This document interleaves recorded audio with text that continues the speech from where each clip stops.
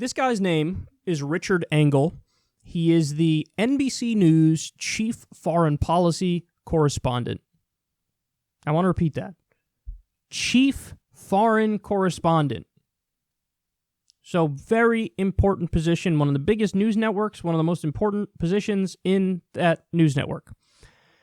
In one tweet, this guy managed to perfectly expose the deep rot in Washington, D.C. and elite media. And it really goes to show you how childishly naive the worldview of a lot of these people is. And it's Noam Chomsky manufacturing consent all day long. Because it's like the reason he was hired is because he thinks the way he thinks. So take a look at this. He said, "The more I talk to sources, the more I'm hearing America's betrayal of the Kurds and the humiliation, misogynistic squashing of U.S. ambassador in Ukraine for political motivations makes people think we, Americans, have become the bad guys.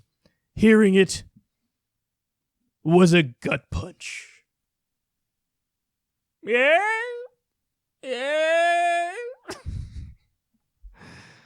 So the second part there is referring to Yovanovitch, who gave, testimony in the impeachment inquiry and was basically saying, like, the president's bullying me. And then Trump went on Twitter and proceeded to continue to lash out at her. I have to say, I do find it funny and also a little insufferable that, like, Democrats think, oh, we could have this impeachment hearing thing, and, like, he's not allowed to respond. So we get to have an impeachment inquiry and, have witnesses testify, but God forbid Trump responds to some of the things they're saying. They do again, there's the problem with the Democrats, the old holier-than-thou tap dance where they're like, good sir, how could you? We're over here only trying to impeach you and do an inquiry, and here's many bad things about you as possible, and how dare you respond, yeah? It's just so, like, fake. Like, what? Of course he's going to respond. Obviously he's going to respond. Do you know nothing about this man after all this time? You think, like, what? You can hit him with, like, but this is violating the norms. The norms, yeah. The norms. It's not going to fucking work. Of course it's not going to work. So anyway, but putting that aside, look at the specific things that Richard Engel references there. So, moving our troops, by the way, we didn't actually leave the region. We're still in Syria. We're just in different parts of Syria.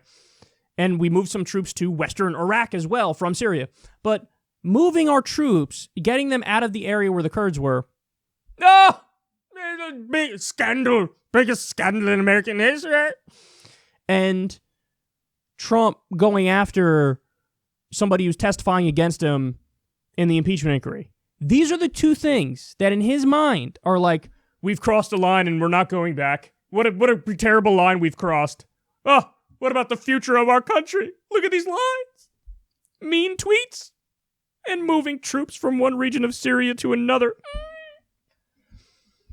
The responses to that tweet gave me life. A lot of people were just like, really? Because he says, I'm hearing now that people think Americans might be the bad guys. Hey, dude, wake up, bro. Where have you been?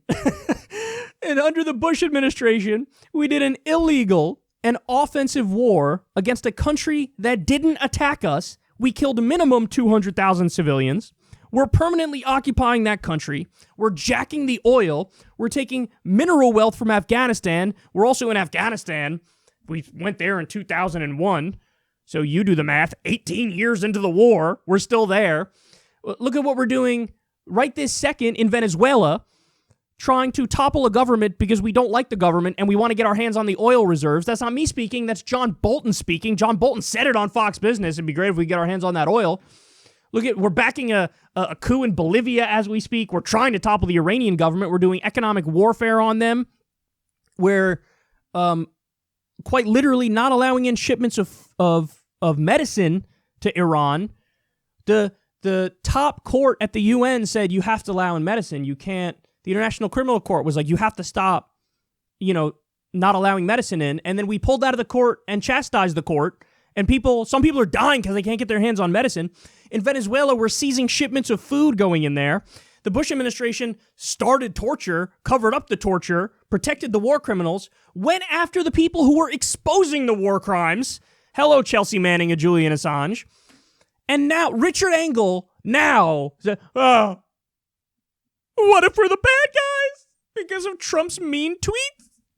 And us leaving a very specific region of Syria to go to another region of Syria. You're a child, bro. You're a child.